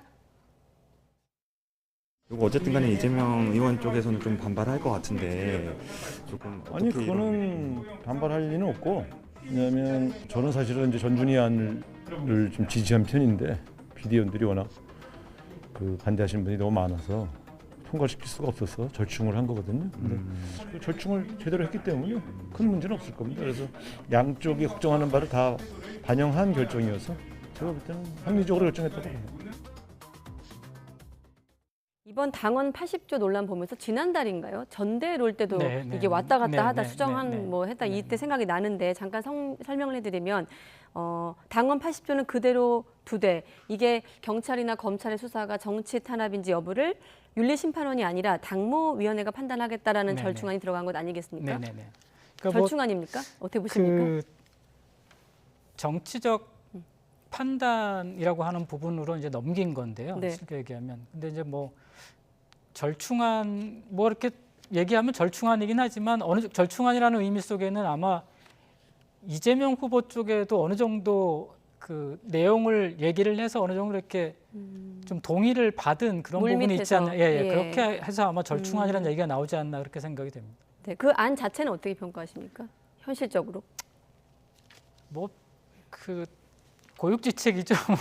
저건 뭐 그 사실은 기소해서 이제 정지하는 게 이제 우리한테 정당사에서 이제 다들 이제 보편적으로 한번 이렇게 그렇게 한번 됐던 적이 있었기 때문에 어느 정당이나 다 저 규정을 갖고 있거든요. 국민의힘도 가지고 있고. 근데 지금 현재 이제 실질 현존하는 이제 위협이 있기 때문에 당 대표에 당선될 사람이 유력하고 그 유력한 사람이 조만간에 기소가 될 가능성이 높은 상황에서 정당 입장에서는 정당 운영의 문제가 있기 때문에 사실은 그 불가피하게 선택한 부분도 있을 거라고 생각을 합니다. 근데 조금 뭐 정당 내부의 문제, 정당 운영상의 문제이기 때문에 야당으로서 그래서 아마 저게 그렇게 바람직하진 않은 방향이긴 하지만 정당 운영상 고육직책으로 저걸 선택하지 않았나 이렇게 생각을 합니다. 네, 방금 현존하는 위협이라고 네. 말씀하셨는데 이른바 이재명 후보 방탄용 당원 개정 논란, 뭐 우상호 위원장 같은 네네. 경우는 합리적인 결정이라고 했기 때문에 네네. 이것도 한번 추이를 지켜보기로 하고 자 끝으로 전당대회 경선도 잠깐 전망을 하고 마무리를 짓겠습니다. 역시나 뭐 계속 과정 속에서도 언급했듯이 큰 이변이 없는 한 이재명 후보 쪽으로 이제 굳어지는 분위기고 특히나 강원시 후보 사퇴로 뭐 지지율이 둘 다 올라갔다 뭐 이런 분석도 있는 상황인데 어떻게 좀 예상하십니까? 근데 뭐 이재명 당대표는 예상됐던 거기 때문에 네. 이미 뭐 국회의원 출마 때부터 이미 예견돼 있었던 부분이기 때문에 네. 결국은 이제 이재명 당대표 이재명 후보가 이제 출범하는 것이 과연 그러니까 야당한테 그렇게 유리한 것인지 아니면 이제 여당 집권 세력의 이제 국정 운영상에 과연 안 좋은 것일 것이냐 이제 이런 네. 부분들이 있는데 결국 이재명 후보라고 하는 거는 어려운 상황을 예견했기 때문에 그러니까 험로를 예견했기 때문에 이재명을 선택한 것이고 근데 상대적으로 여당 입장에서는 이재명이라는 사람이라고 하는 카운터파트가 명확하기 때문에 네. 오히려 국정 운영에는 도움이 될 수 있는 부분도 분명히 있거든요. 상대방이 이제 강대강으로 부딪히게 되면 네. 그동안에는 지금 대통령 혼자 거의 독주하다시피 하는 국정 운영이었다면 이제는 양자 대결 구도하고 비슷하게 지금 앞으로 국정 운영이 전개될 가능성도 있거든요. 네. 그렇게 되면 국민들 입장에서는 이제 비판의 대상이 두 사람이 생기는 것이고 조금 더 이제 다른 관점에서 볼 수가 있는 것이죠. 그렇게 되면 올 하반기부터는 국정 운영의 환경도 달라지는 거거든요. 이재명 이제 당대표가 9월 초부터 등장을 하는 거기 때문에 네. 올 국정감사 때부터는 또 다른 이제 국정 환경이 전개되는 것이기 때문에 대통령 입장에서는 그 환경이 마냥 그렇게 나쁘기만 한 환경도 아니거든요, 사실은. 예. 어떤 측면에서 그런 거죠? 그러니까 야당이 강하면 강할수록 지금 거대 야당이거든요. 네. 거대 야당이 강성이라고 하는 거는 국민들 입장에서는 국정 운영에 좀 발목을 잡는다라는 인상을 강하게 가질 수 있거든요. 근데 지금은 야당이 리더십이 없기 때문에 170명인지 180명이 있어도 별로 이렇게 의미가 별로 없어 보이거든요, 사실. 뭐 특별하게 하는 게 없기 때문에. 네. 근데 아마 이재명 당대표가 된다 그러면 뭘 하려고 그럴 거거든요. 끊임없이. 그리고 이제 이재명 당대표가 가지는 사법적 리스크가 있기 때문에 현존하는 위협에 대해서 가만히 있지는 않을 거거든요. 네. 그렇게 되면은 계속 부딪히게 되면 부딪힌다고 하는 거는 일방적인 책임만을 물을 수는 없거든요. 그렇게 되면은 조금 책임도 분산돼야 되고 국정 운영에 대한 부담도 110석 이상을 가진 야당에게도 국정 운영의 그 부담으로서 자유로울 수가 없거든요, 이제부터는. 그러니까 입법을 해야 될 걸 안 해준다거나 아니면 자기들이 일방적으로 또 하지 말아야 될 입법을 할 수도 있는 거고요. 그렇게 되면은 당연히 국정 운영에 대한 부담은 분산될 수밖에 없을 것 같습니다. 네. 하반기 국정 환경이 좀 달라질 것이다까지 전망해봤습니다. 오늘은 장경상 국가경영연구원 사무국장과 함께했습니다. 고맙습니다. 네, 감사합니다.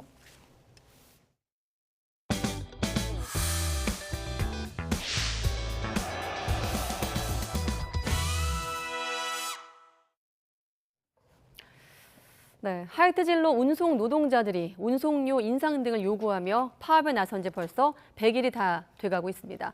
최근에 노조원들이 하이트 진로 본사 옥상을 점거하면서 긴장감이 고조되고 있지만 노사 입장차가 워낙 커서 해결이 쉽지 않아 보입니다.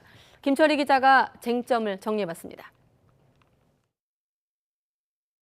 열린 유리문 안으로 모자 쓴 남성들이 쏟아져 들어옵니다. 두 손 가득 무언가 쥐고 건물 안으로 향한 이들은 처우 개선을 요구하는 하이트 진로 운송 노동자입니다. 노동자들이 처음 운송료 30% 인상안을 들고 나온 건 지난해 12월쯤입니다. 화물기사들은 하이트 진로의 하청업체 수양물류와 꾸준히 비공식 협상을 진행했는데도 진척이 없자 지난 3월 화물연대에 가입했고 5월 부분 파업에 이어 6월 총파업에 돌입했습니다. 이후 경기와 충북, 강원 등에 있는 하이트 진로 공장에서 농성을 이어가다 지난 16일엔 본사 점거까지 강행했습니다.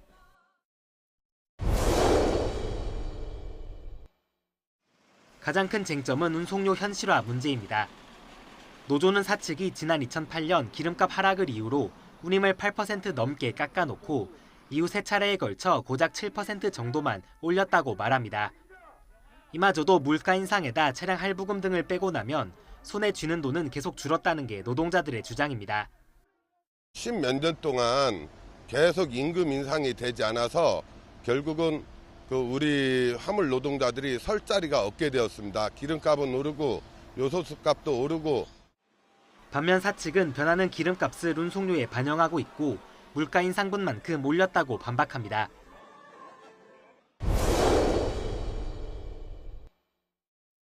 사측은 파업이 시작되자 노조원 130여 명과 재계약하지 않겠다고 밝혔습니다. 원청인 하이트 진로는 27억 원 상당의 손해배상 청구와 재산 가압류까지 신청했고 노동자들의 반발은 더욱 커졌습니다. 회사 측은 해고 문제를 일종 지침하여 문자를 보내기 시작하였고 손배 문제를 다시 날리기 시작했습니다. 이에 대해 사측은 파업에 적극적으로 참여한 10여 명을 제외하곤 해고한 게 아니라면서 지금이라도 현장에 복귀하면 징계하지 않겠다고 해명했습니다. 다만 가압류와 손해배상에 대해서는 예단하기 어렵다며 말을 아꼈습니다.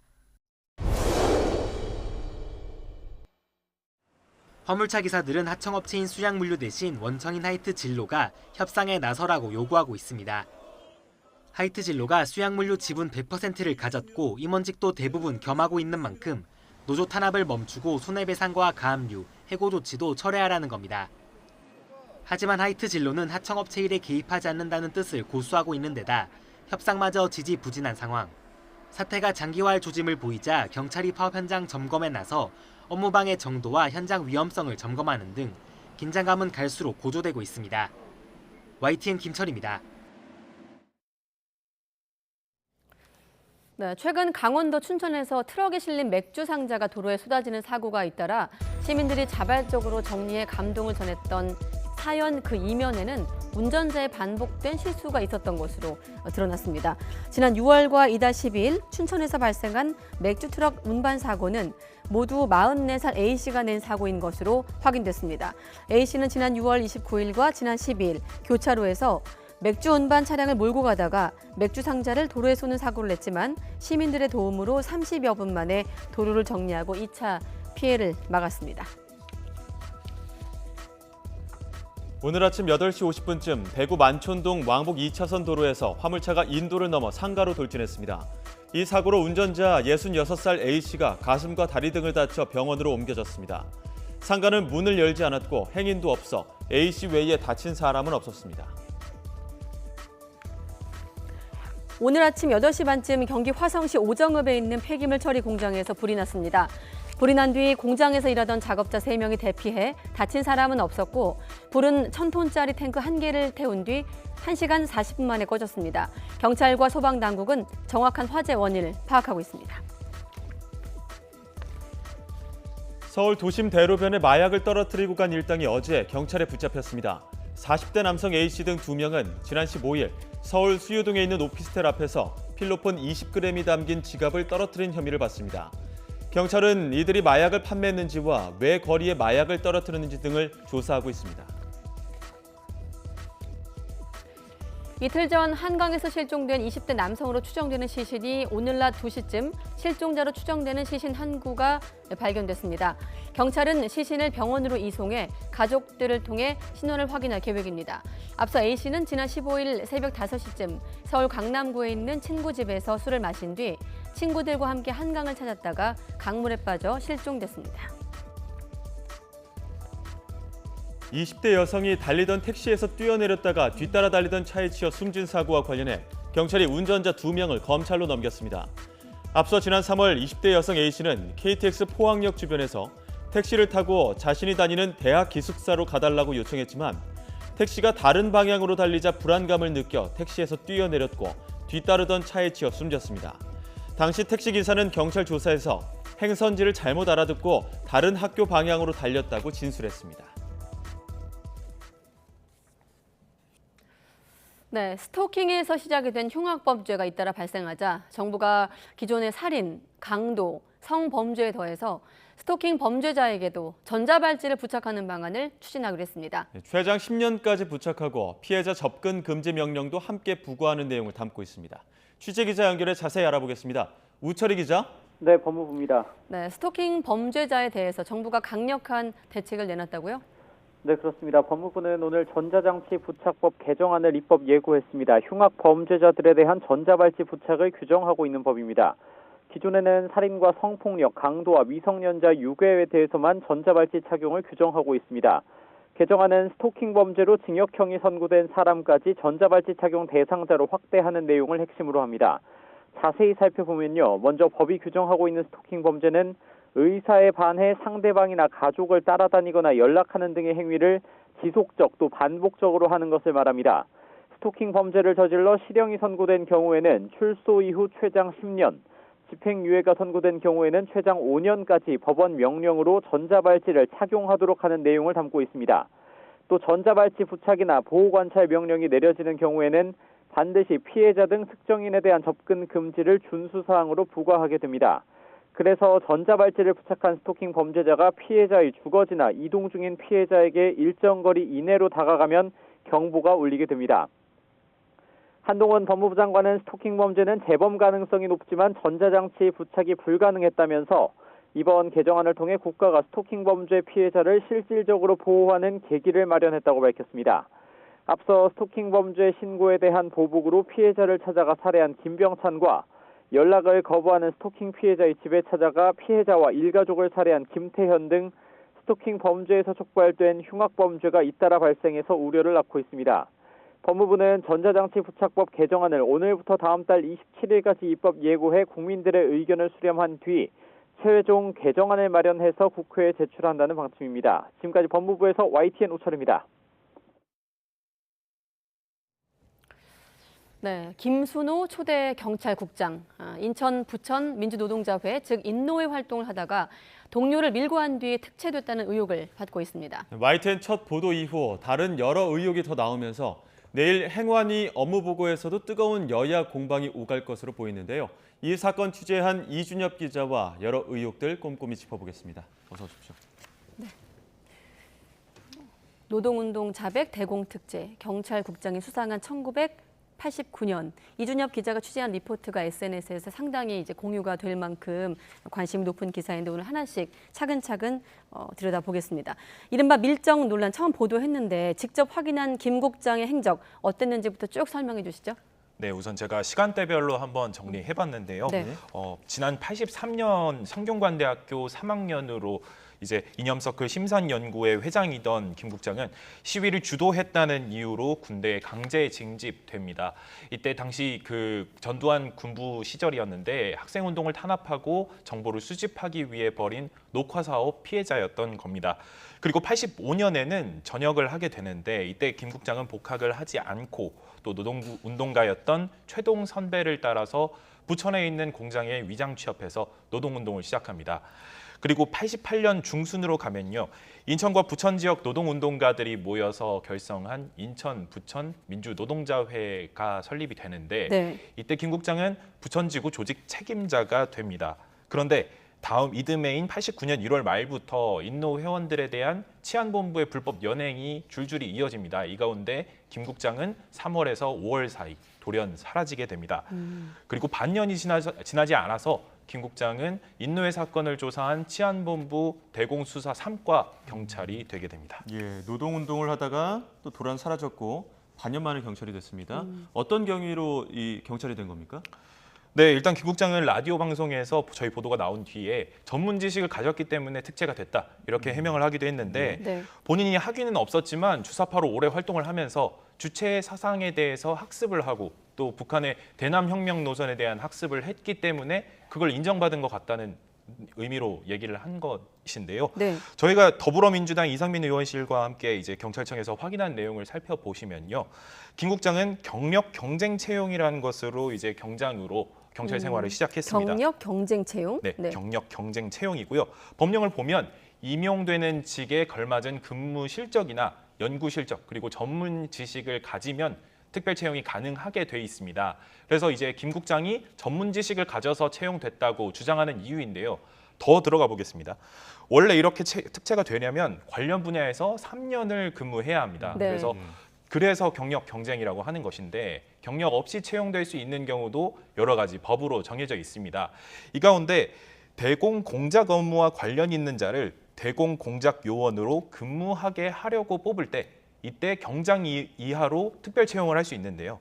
김국장 채용의 근거가 된 전문 지식이라는 게 바로 이렇게 대공 공작 업무에 해당되는 것, 여기에 해당이 되는 것으로 확인됐습니다. 그래서 보안, 대공, 특채라고 불리는 것입니다. 경력 없이 채용할 수 있는 경우 그게 바로 대공 공작 업무 관련 있는 자.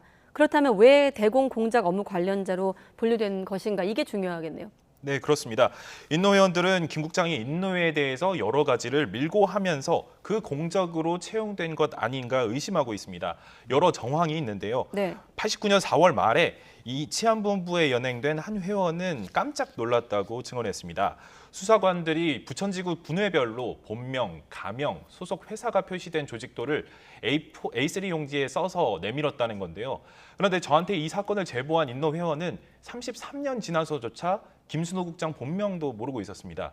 이렇게 전체 조직을 알고 있는 사람은 지구위원인 김 국장밖에 없었다고 합니다.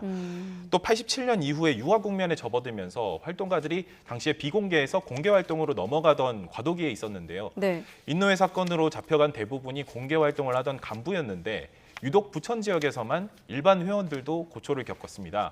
더구나 조사를 받으면서 윗선인 김순호 국장에 대해서 물어보는 수사관이 한 명도 없었다는 게 상식적이지 않다고 회원들은 주장하고 있습니다. 예, 김순호 국장 뭐라고 해명하고 있습니까? 네, 저희 YTN 취재진이 김 국장을 직접 만나서 한번 해명을 들어봤는데요. 예. 김 국장은 인노회 사건이 터진 1989년에 초쯤에 북한의 주체 사상에 물들어가는 흐름에 이제 본인이 회의를 느껴서 고향으로 내려갔다고 말했습니다. 네. 이후에 내적 갈등이 심해지면서 같은 해 7월쯤에는 직접 서울 홍제동 대공분실을 찾아가서 인노회 사건 책임자에게 그동안의 활동을 자백했다고 설명했습니다. 그리고 당시 경찰 책임자가 사흘 동안 조사하면서 주사파에 물릴까 본인이 걱정된다는 고백을 듣고 나서 역으로 경찰관이 대공특채를 제안하면서 경찰의 길을 걷게 됐다는 게 김 국장의 주장입니다. 하지만 자기 고백을 할 때 인노회 동료들이 구속되거나 수사에 영향을 미칠 만한 진술은 전혀 하지 않았다고 해명했고요.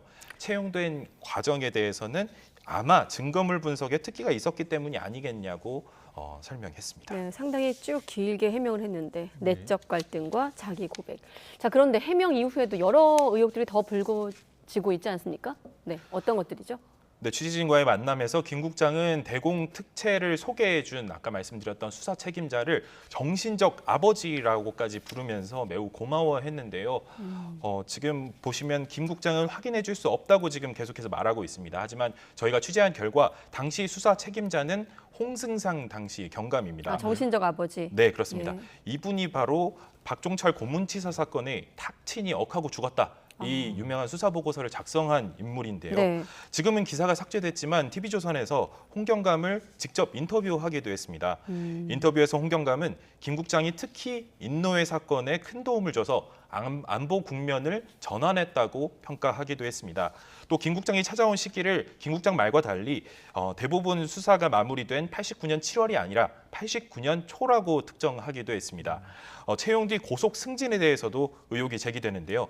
김 국장은 경장으로 들어온 지 4년 8개월 만에 경위까지 승진했습니다. 매우 이례적인 승진인데 네. 이 사이에 대공부서에 근무하면서 수차례 검거 포상을 받습니다. 특히 김 국장 채용 직후인 89년 10월에는 인천 지역 민주노동자 연맹 관련자 15명이 국가보안법 위반으로 구속되고요. 이듬해는 인천 노동상담소장과 인천 지역 노동조합 협의회 간부들이 연행됩니다. 모두 인천 부천 지역에서 노동운동을 했던 김 국장이 관여한 것 아니냐는 의혹이 제기되고 있습니다. 네, 지금 군대에 지금 강제 징집됐을 때부터 밀정으로 관리받은 것 아니냐 이런 의혹도 있는데 어떤 내용입니까? 네, 그렇습니다. 아까 말씀드렸듯이 85년에 전역하고서부터 프락치로 활동한 건 아니냐 이런 의혹인데 다만 이 부분에 대해서는 조금 조심스럽게 볼 필요가 있습니다. 앞서 말씀드린 녹화사업 대상자가 되면 군복무 도중에 국군 보안사령부에서 폭행과 강압을 동원한 심사를 받게 되는데요. 심사 뒤에는 휴가를 주고 학생운동 관계자들을 여럿 만나고 와서 보고하라고 임무를 줍니다. 그리고 보고가 부실하면 폭행하고 다시 시키기도 했습니다. 당시 녹화사업 지침에는 저녁 이후에까지 이런 대상자들을 프락치로 활용하겠다고 하고 있습니다. 입대부터 활용까지 모든 내용은 조난자료라고 불리는 서류로 기록이 돼 있는데요. 김 국장도 83년 11월에 보안사 심사를 다녀왔습니다. 그리고 네. 조난자료도 88페이지 분량으로 있는 것으로 국가기록원에 지금 보관된 것으로 확인돼 있습니다.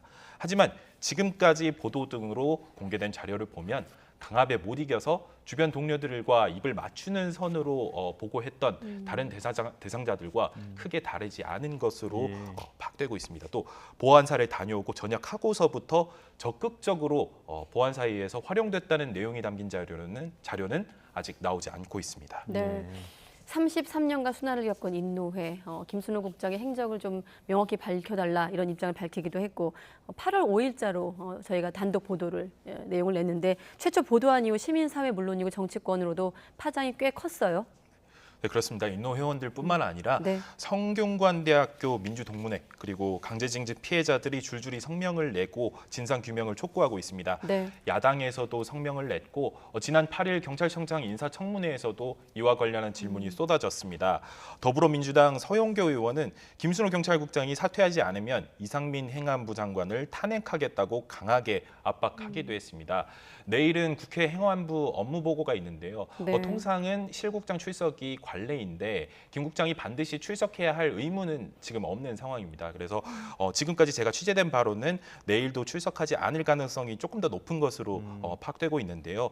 혹 출석하지 않더라도 야당은 이와 관련한 비판 수위를 높일 것으로 보이고 김 국장이 출석하게 되면 관련 의혹에 대한 공방도 더 뜨겁게 오갈 것으로 보입니다. 네, 행안부의 경찰국이 신설되면서 이제 행안부 업무보고에서 논란이 예상이 된다는 얘기까지 듣겠습니다. 네, 지금까지 사회부 이준엽 기자였습니다. 잘 들었습니다.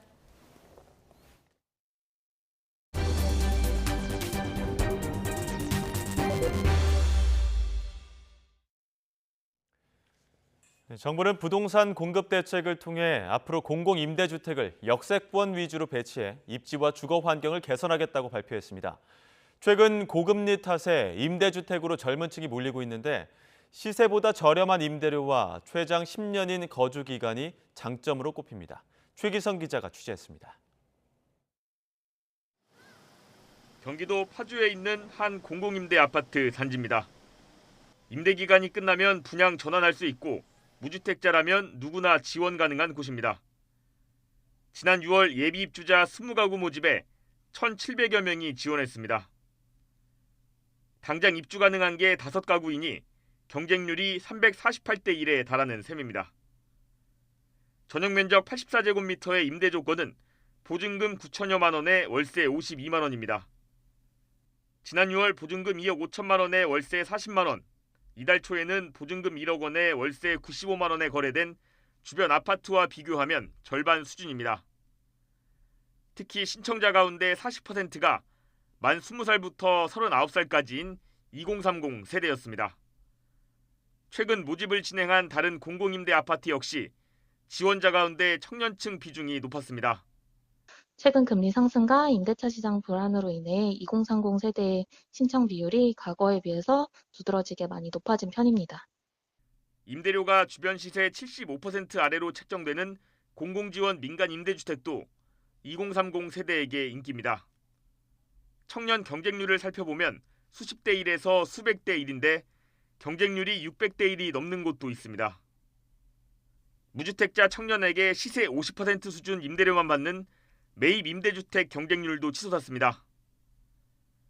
지난달 2차 모집 때 서울 263가구 모집에 2만 6천여 명이 지원하기도 했습니다. 3월 1차 모집과 비교하면 2배 가까이 늘었습니다. 당장 집을 사기보다는 임대주택에 거주하면서 부동산 시장 상황을 지켜보려는 청년층이 늘어나고 있는 것으로 보입니다. 시세보다 싼 임대료와 길게는 10년까지 안정적으로 거주할 수 있는 점이 임대주택 장점으로 꼽힙니다. 임대료는 민간보다 저렴한 경우가 많기 때문에 경제력이 충분치 못한 2030 세대들에게는 선호될 수밖에 없습니다. 그리고 공공임대주택을 전세로 거주할 경우에는 임대보증금을 돌려받는 것도 민간주택보다 훨씬 수월하기 때문에 향후 추가금리 인상 가능성에 전세의 월세화도 빨라지면서 임대주택 인기는 계속될 전망입니다. YTN 최기성입니다. 원희룡 국토교통부 장관은 일부 재건축 조합을 중심으로 한 재건축 초과이익 환수제 유예 요구에 대해 적정한 선에서 사회에 기여해야 한다며 선을 그었습니다. 원 장관은 재산 가치가 많이 늘어나면 적정한 수준은 사회에 내놔야 하는 것이 큰 원칙이라며 이같이 말했습니다. 원희룡 장관의 말 직접 들어보시죠. 큰 원칙을 말씀드리면요.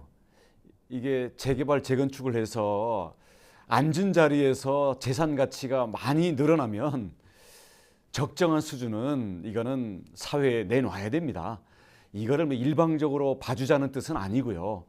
지자체와의 협의, 또 국회에서의 설득, 이 과정을 거쳐서 합리적인 수준으로 조정을 하겠다. 그러니까 한두 달만 기다려 주시기 바라겠습니다. 지금 재건축, 재개발에 대해서 무주택 서민들도 많이 지켜보고 있거든요. 재산 가치가 올라가는 분들은 적정한 선에서는 사회에 기여를 해야 된다고 봅니다. 아이서울유 2015년 박원순 전 시장 시절 시민 공모와 투표를 통해 선정된 서울시 도시 브랜드입니다. 서울시는 아이서울유 브랜드를 도입한 지 7년 만에 이를 대체할 새로운 도시 브랜드 개발에 착수했는데요. 아이서울유는 이 외국인뿐만 아니라 내국인도 이해하기 어려운 의미인데다 모호한 영문 표기 또한 도시 브랜드의 필수 요소인 의미 전달의 직관성이 부족하다고 대체 이유를 들었습니다. 지금까지 서울시를 상징하는 도시 브랜드는 어땠을까요? 2002년 이명박 전 시장이 만든 하이서울이 서울시의 첫 브랜드였습니다. 당시 이 전 시장은 2002년 한일 월드컵을 계기로 관광객을 확대 유치하겠다며 하이서울 브랜드를 만들었는데요. 전 세계 사람들이 가장 많이 쓰는 영어 인사말로 지구촌의 밝고 친근한 서울의 메시지를 전달하고 다양하고 활기찬 서울의 매력을 표현한다는 의미였습니다. 그리고 2006년 오세훈 시장이 당선된 뒤에는 하이서울에 소울 오브 아시아라는 표현만 덧붙였습니다. 영어식 발음이 서울과 유사한 점에 착안했고 아시아의 혼이라는 뜻은 다양한 아시아 문화를 포용하고 융합해서 서울 문화의 진수를 보여준다는 의미를 담았습니다. 이후 박원순 전 시장 시절 소울 오브 아시아, 이 아시아의 혼이라는 부제가 외국인 관광객의 절반 가까이 되는 중국의 반감을 산다며 지금의 새 브랜드 아이서울유를 새로 선정하게 된 것이죠. 그리고 이번에는 브랜드의 의미가 모호하다는 지적에 따라 새로운 대체 브랜드 개발에 착수했는데요. 브랜드 개발은 총 4단계에 걸쳐 진행됩니다. 첫 단계는 서울의 가치 찾기입니다. 다음 달까지 시민 공모전을 열어 서울은 뭐뭐다라는 핵심 키워드 아이디어를 받습니다. 이를 바탕으로 핵심어를 도출해 브랜딩 작업을 하고 1차 개발한 디자인 후보 3개에서 5개를 국내외 주요 도시 거주자를 대상으로 투표를 하게 되는데요. 최종 선정된 새 브랜드는 12월 도시 경쟁력 포럼 개막식에서 발표할 계획입니다. 물론 오랜 기간 유지해온 브랜드를 바꾸는 만큼 예산 낭비라는 지적과 함께 전임 시장 치적 지우기 아니냐는 정치적 논란도 피할 수 없는 상황입니다. 게다가 지난 브랜드 선정 당시에는 서울의 정체성을 표현하는 방식에 우리말과 한글이 아닌 영어와 로마자로만 표현됐다며 한글 단체의 반발도 있었는데요. 이번엔 참신한 아이디어를 담아내 모쪼록 오랫동안 서울을 대표할 수 있는 서울시만의 브랜드가 새롭게 탄생하길 기대해 보겠습니다. 네, 최근 미국에서 틱톡 등 소셜미디어를 통해 승용차를 훔치는 범죄 놀이가 유행하면서 현대차와 기아 차량을 노린 절도 사건이 빠르게 확산하고 있습니다. 미국 경찰은 기아보이즈라는 해시태그 아래 절도 방법을 알려주며 범죄를 부추기고 실제 훔친 차량을 자랑하는 틱톡 챌린지가 퍼지고 있다고 경고했습니다. 일리노이주 시카고를 관할하고 있는 쿡 카운티 보안관실은 지난달 1일부터 한 달 보름여 만에 642건의 현대 기아 차량 도난 신고를 접수했다고 발표했습니다. 테슬라 최고 경영자 일론 머스크가 현지 시각으로 16일 잉글랜드 프리미어리그 축구 구단 맨체스터 유나이티드를 사들이겠다고 트윗을 올렸다가 농담이다라며 번복을 했습니다. 머스크는 이날 오후 트위터에 맨체스터 유나이티드를 사들인다면서 You are welcome 천만에요라고 썼습니다. 이에 한 트위터 이용자가 댓글로 진심이냐라고 물었고 여기에 대해서 머스크는 4시간 반 만에 아니다. 이건 트위터에서 오래된 농담이라며 자신은 어떤 스포츠팀도 사지 않을 거라고 답글을 달았다고 하네요.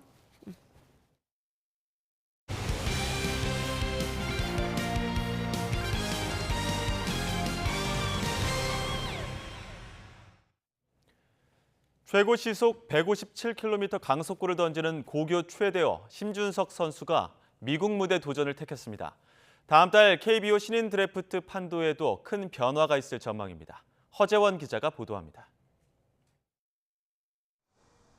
고등학교 1학년 때부터 시속 150km를 훌쩍 넘기는 강속구를 뿌려댔던 초대형 유망주.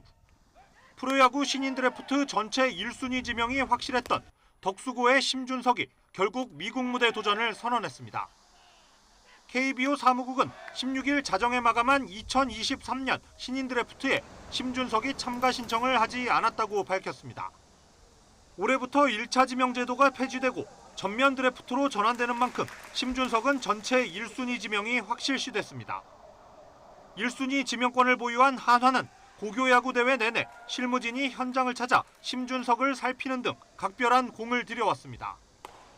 하지만 드래프트를 앞두고 심준석이 미국행 결심을 굳히면서 한화의 선택은 자연스럽게 서울고 투수 김서현으로 향할 전망입니다. 한화는 심준석의 미국행에 대비해 150km 중반대 직구와 슬라이더 체인지업까지 장착한 김서현을 주시해왔습니다.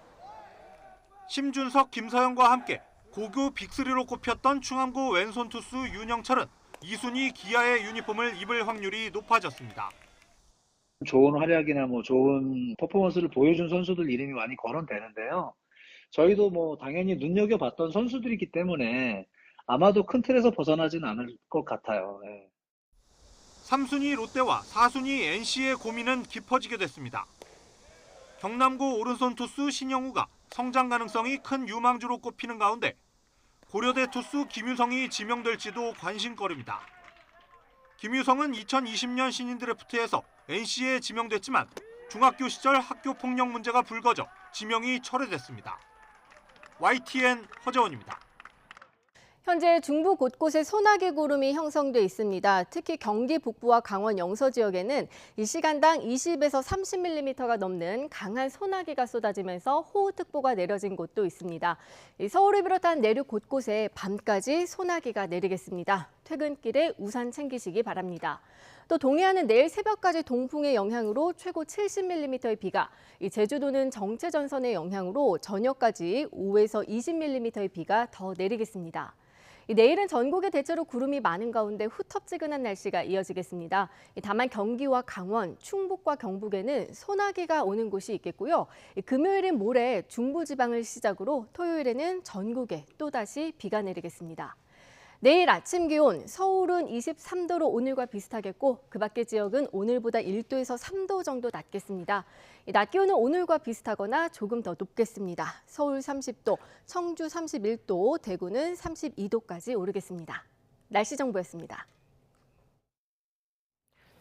가장 빠른 종합 뉴스 뉴스큐 마치겠습니다. 이어서 이브닝 뉴스가 방송됩니다. 시청해주신 여러분 고맙습니다.